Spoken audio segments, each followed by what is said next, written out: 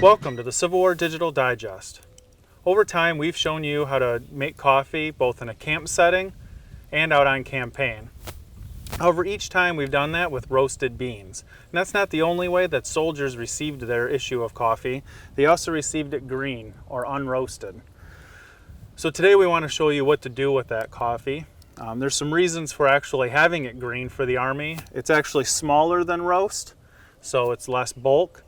And it also actually lasts longer, which some people might think that roasted coffee beans would last longer, but actually has a longer shelf life in its green state. So before we get started though, let's hear what a surgeon in the 18th Ohio, Swartwelder, had to say. The bean is furnished to the soldier in the crude state, that is, just from the sack. The first thing, therefore, he has to do is to toast it. Such was done in a camp kettle for 10 to 15 minutes or longer. The result was often that instead of toasted coffee, the soldier had charcoal.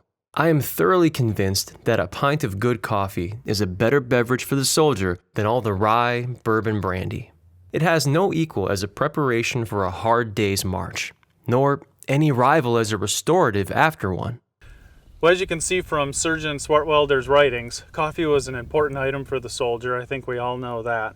So we want to waste any time getting this roasted so we can enjoy that nice brew. What I have here is about a 3 days ration for one man of green coffee beans.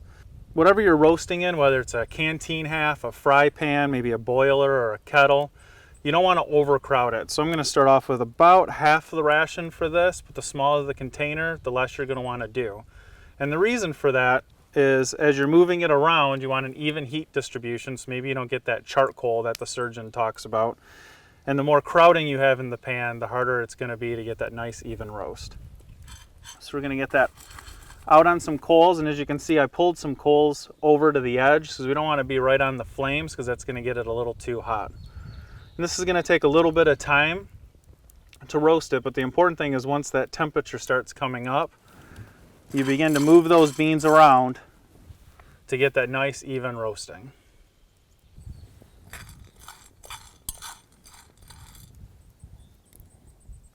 Again, I just want to stress how important it is to keep moving your beans. You can even see just stopping for a few seconds as I have that you're starting to get burn spots.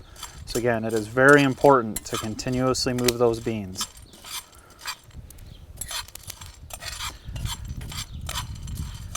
We're getting really close now. You can really smell the roasted beans.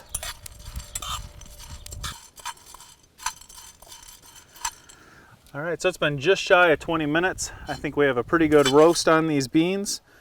We might have a few that match that description of our surgeon friend to being like charcoal. As you can see in comparison between the roast and the green, there's quite a big difference.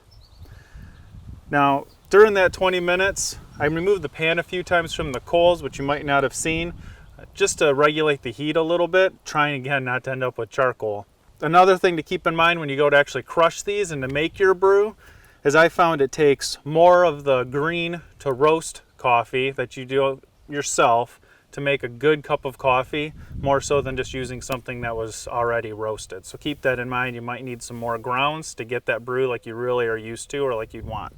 Well, for Civil War Digital Digest, I'm Jeremy. I hope you enjoyed this episode. This will be a great thing to do out of living history and in camp to show an aspect of soldier life that is so often forgotten about.